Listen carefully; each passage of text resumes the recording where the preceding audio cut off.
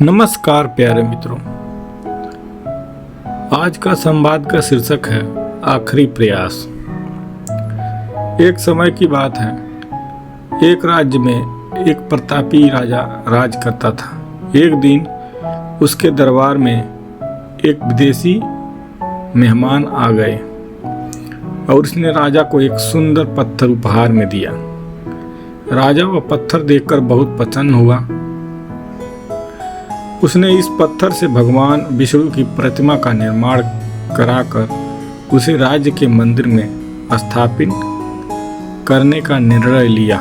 प्रतिमा निर्माण का कार्य राज्य के मंत्री को सौंप दिया। महामंत्री गांव के सर्वश्रेष्ठ मूर्तिकार के पास गया और उसे वह पत्थर देते हुए बोला, महाराज, मंदिर में भगवान विष्णु की प्रतिमा स्थापित करना चाहते हैं। 7 दिवस के भीतर इस पत्थर से भगवान विष्णु की प्रतिमा तैयार कर राजमहल पहुंचा देना। इसके लिए तुम्हें 50 स्वर्ण मुद्राएं दी जाएंगी।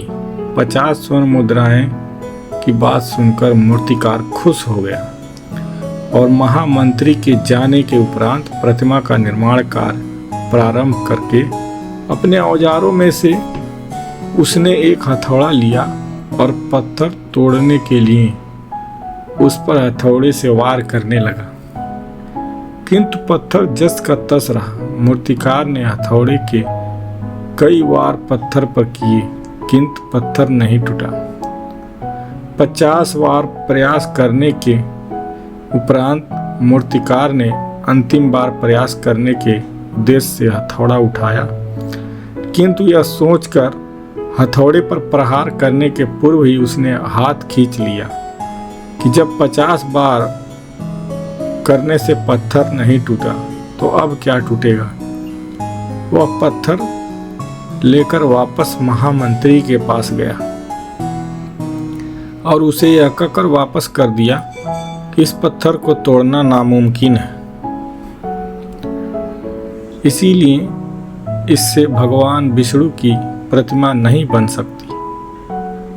महामंत्री को राजा का आदेश हर स्थिति में पूर्ण करना था, इसीलिए उसने भगवान विष्णु की प्रतिमा निर्मित करने का कार्य गांव के एक साधारण से मूर्तिकार को सौंप दिया।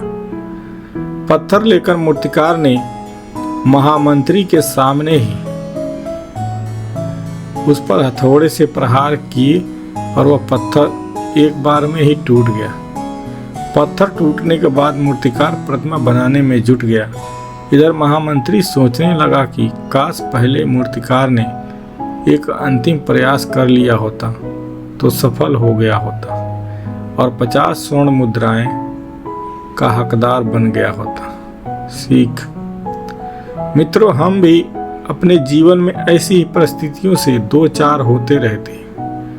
कई बार किसी कार्य को करने के पूर्व या किसी समस्या के सामने आने पर उसका निराकरण करने के पूर्व ही आत्मविश्वास को खो बैठते हैं और हम प्रयास किए बिना ही हार मान लेते हैं। कई बार हम 1-2 प्रयास में असफल हो जाने पर आगे का प्रयास छोड़ देते हैं, जबकि हो सकता है कि कुछ प्रयास और करने पर एक कार्य पूर्ण हो जाए, समस्या का समाधान हो जाए।